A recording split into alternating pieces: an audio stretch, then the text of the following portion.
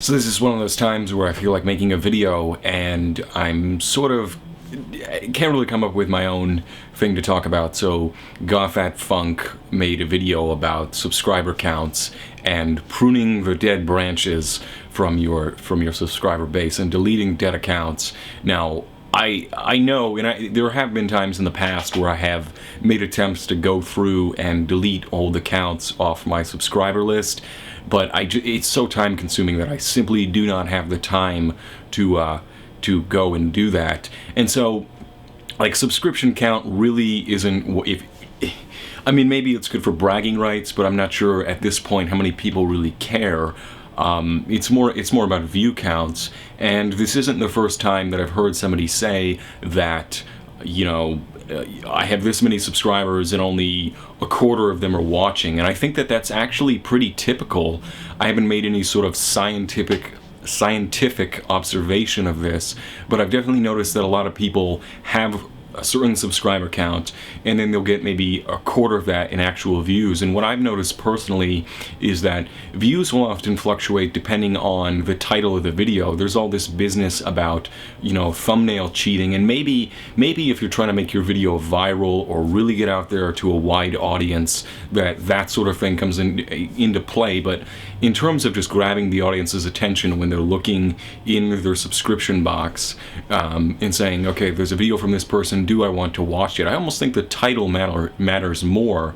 And I recently, when I had time over winter break from school, I went back and renamed the majority of my videos, not necessarily because I want to have them get more views. It really doesn't, I don't say it doesn't matter to me all that much. I mean, if it really didn't matter, I would just delete the videos. But it's one of those things where if somebody who has no idea what this thing was going on 2-3 years ago when I made the video is stumbling upon this video, what are they going to make of this, or how are they going to understand that? So try and reorient or give some people some sort of orientation that's going to be more general for people who are approaching my videos. But one of the funny things that I always find about video titles is that some people, they don't even get any further than the title. I had a video called Atheists Hate God. Now, if you actually listen to what I say in the video, it's about that idea that a lot of religious people believe that about non-believers, and that they jump to this conclusion and sort of explaining that away. But of course, people read the title and think, oh, no, atheists don't hate God, blah blah blah blah blah. We just watch the video. Or even my Prof MTH video is another example where even with the title right there, even with the disclaimers on the screen, they still ignore that, and they're like, you're a homophobe, oh yeah, like, talking about his sexuality. Now, first of all, it's roasting. He asked me to do this video. It is clearly described as a roast. There's a disclaimer in the video and in the description saying that this was all taken from his hate mail, and people still don't get it. Like, it amazes me how kind of just off people who are approaching your videos from whatever point of view, the way that they misread what you say. On my most recent video about college, a lot of people are saying, well, no, you do need a degree for science, or you do need a degree for this, or degrees are good for that. Now, I sort of said that earlier in the video where I was saying degrees are ways, or, the job market's way of, sorting through people.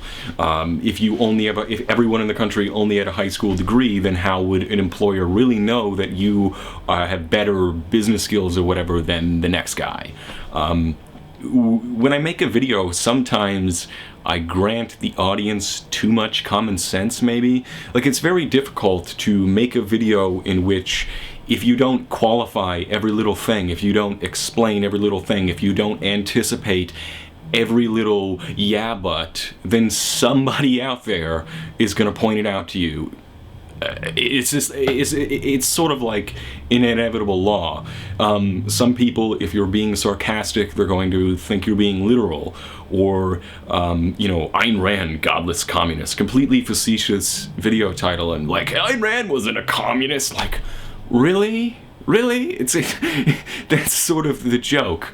I know this video is just sort of rambling in all directions, but one of the things from becoming a YouTube partner is, and maybe this is available on all channels, is that they give you Google Analytics. Now, I've looked into some of this, and it's really hard to discern half of what this stuff is supposed to mean.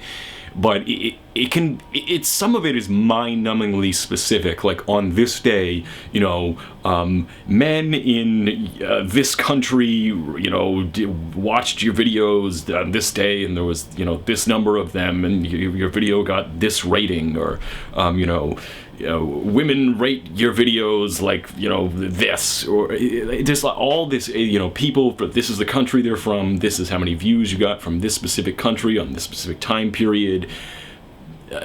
I'm not qualified really to sort of understand all the spreadsheet stuff, but from what I understand, it's amazingly specific, and if anyone has any experience sort of making heads or tails of Google Analytics and would like to sort of give me an overview of what the hell I'm looking at, that would be pretty cool, because they make it available to you, and then I don't really know what to do with it, or how to make sense of it, but I'm very interested in what exactly it all means, because I've always been interested in what is my relationship to my virtual audience. Like, going into Columbus, and it was partly just a joke, but like everybody going into the coffee shop and 30 people clapping for me. It was a very, very bizarre experience when you're used to essentially talking to a camera, or maybe meeting a few individuals face to face prior to that.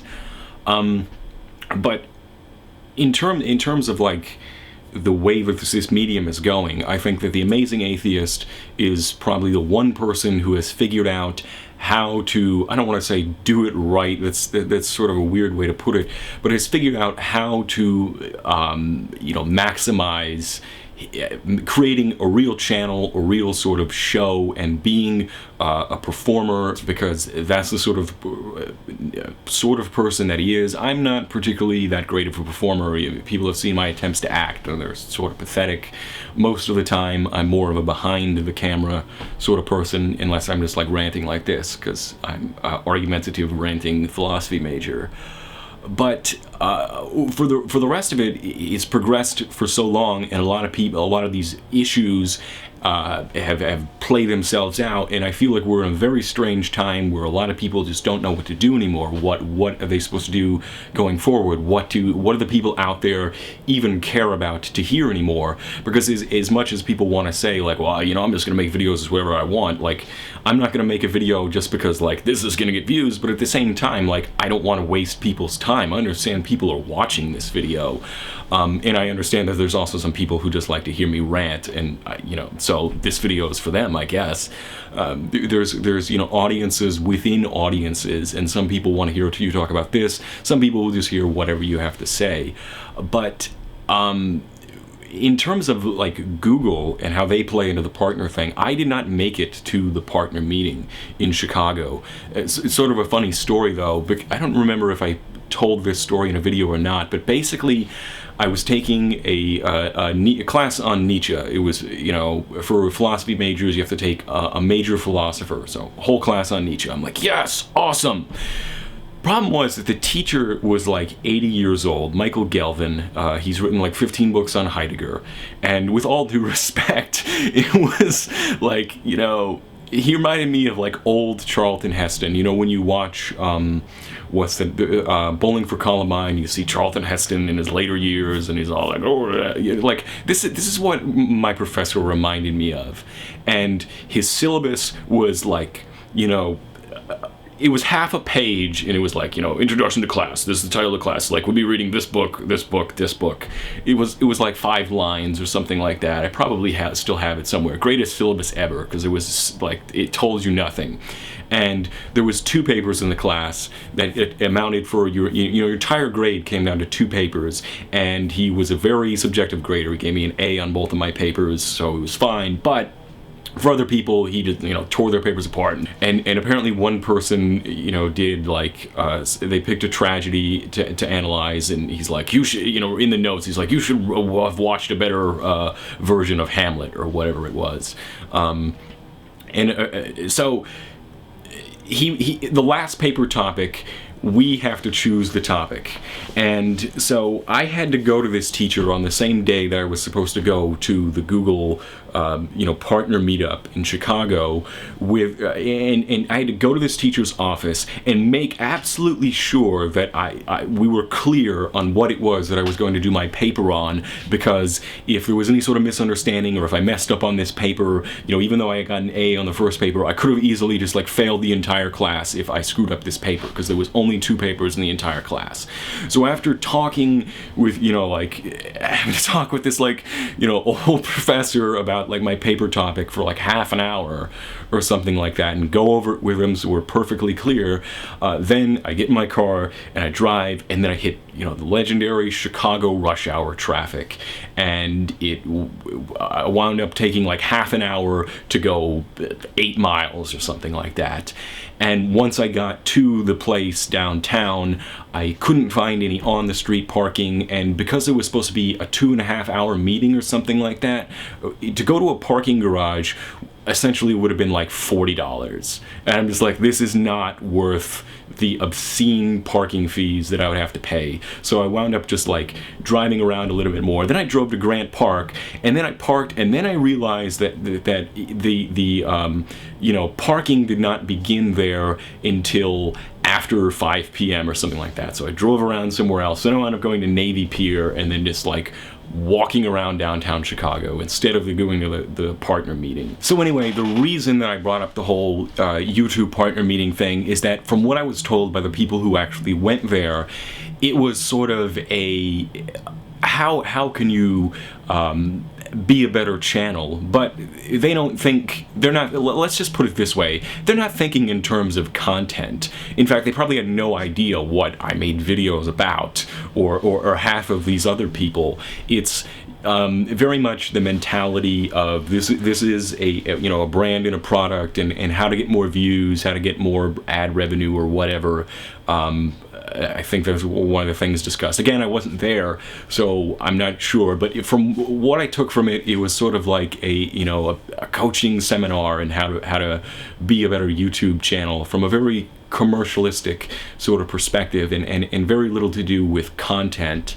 But I feel that YouTube is good for that. I wouldn't say that people shouldn't try and create some sort of television alternative, because I think it should be like, fuck most of the shit in mainstream media. Don't go listen to Bill O'Reilly and all those other people. You're wasting your time. Like, you really are better off watching The Amazing Atheist or somebody else on YouTube than you are watching most mainstream entertainment, and that's why I enjoy being a part of this. But at the same time, the whole like commercial aspect is very, very difficult to sort of come to terms with. And being a performer or a star, you have all these subs, or you're a partner or whatever. It's I'm never sure what to make of it exactly. So I sort of got interrupted and lost my train of thought, and I've already rambled about several different things in this video. But I guess my overall point, going back to the whole sub count thing, is I'm not really concerned with, going back and deleting all those things. I don't have the time, and even with view counts, because I'm happy with my audience and the level of audience participation that I get, and the interactions that I have with people on YouTube. And I do see this as an alternative sort of form of entertainment, and there's several different ways that can go. That can go very commercial, or it can go just DIY, actual people talking to each other, using this medium as a tool of mass communication. And I'm not certain where it's all going to go once people sort of run out of ideas, or whatever the particular reason, if they came on YouTube to talk about a particular thing and then that topic dies out, or whatever it is. Some people will just quit, some people will evolve, some people will just continue to ramble on about bullshit like I do. But the future is what we make it, I suppose. But it's still a collective thing. So it depends on what everybody else is doing. If people are actually watching the videos, if people actually care about certain topics, and I'm always I don't want to say entertained, but always intrigued and kept interested by how all of this is progressing, and hopefully there will be the case for a long time to come, because I think fewer people should just be watching bullshit like Bill O'Reilly and Glenn Beck, who are worthless morons and who are just destroying our society with their bullshit. And I do think that, you know, the people who go on there and rip on people like Bill O'Reilly and Glenn Beck are doing some sort of service to society when we act as an alternative and you know, help steer society towards a more saner direction. Although clearly with a lot of the drama that goes on here, it's not always the case that it's a more sane direction. But there is a community aspect involved that does generally keep people more honest, whereas, you know, Glenn Beck doesn't care what you think. He cashes his multi-million-dollar, you know, salary and just goes off and whatever, and can believe whatever deluded nonsense he wants, because he has a bunch of glad hands and sycophants like, oh, you're so great, we're gonna buy all your books, and you're blah blah blah. And you're much more accountable when you're just somebody, an individual in front of a camera. So I'm gonna stop ranting now. Have a nice day.